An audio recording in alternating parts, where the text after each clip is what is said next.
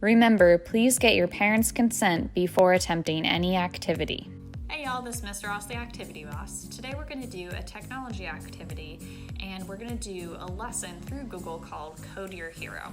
So I'm going to teach you how to code a superhero and make your superhero fly. And later on we're going to hear from my own superhero, and we'll get to that in a bit. So today we're going to make our superheroes fly using something in computer science called a loop. And a loop is a way to make a computer repeat something over and over.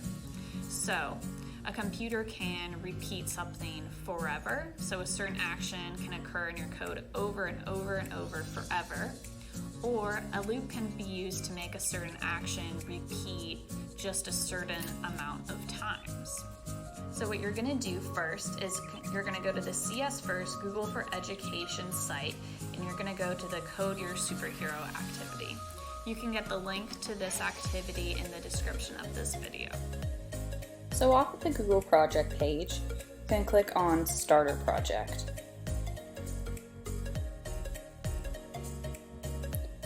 And you can click this Remix button up here, and that means that you're creating a new version of someone else's project. So here you have hero sprites, and if you go into costumes, you can see that the Google designers made a whole bunch of different heroes that you can use. And if you click on buildings, you can also see that there are a whole bunch of different types of buildings.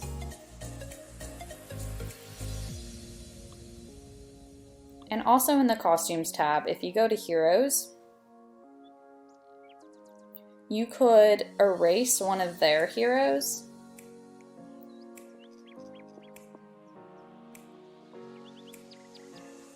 and actually draw your own hero using the brush.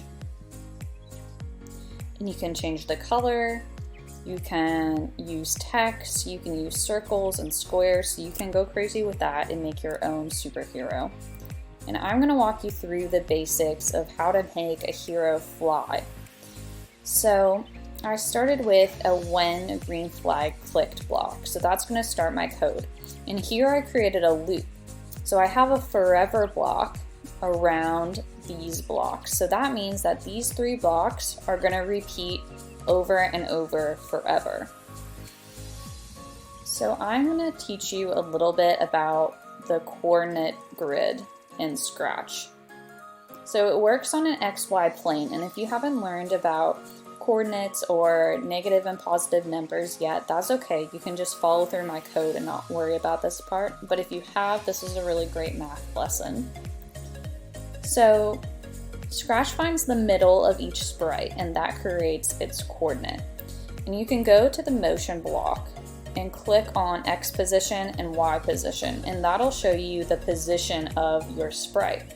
So right now mine's at negative 186.88. And if I move him to the right, his X position will become positive. And if I move him down, his Y position will become negative. So you can put your sprite into the position where you want him, and you want it to start on the left side of the screen and have him just a little bit off of the screen so it looks like he's flying onto the page. So once you find a position that you like, you can put it in here. And that's where your sprite will start every time. And now I'm having it repeat 250 times. So what that means is he's going to move to the right by 1.5 250 times. So I just played around with it and found numbers that work really well. So when you repeat 1.5 250 times, that brings him about just kind of going off of the screen. So it looks like he's flying off of the page, and then he'll go back to negative 201.82. So that looks like he's flying back. So you flew off of the page and now he's flying back through the screen. So it's a bit of a trick. And I did the same thing with the buildings. So you can turn the XY position off of your sprite and then go to your building sprite and turn it on.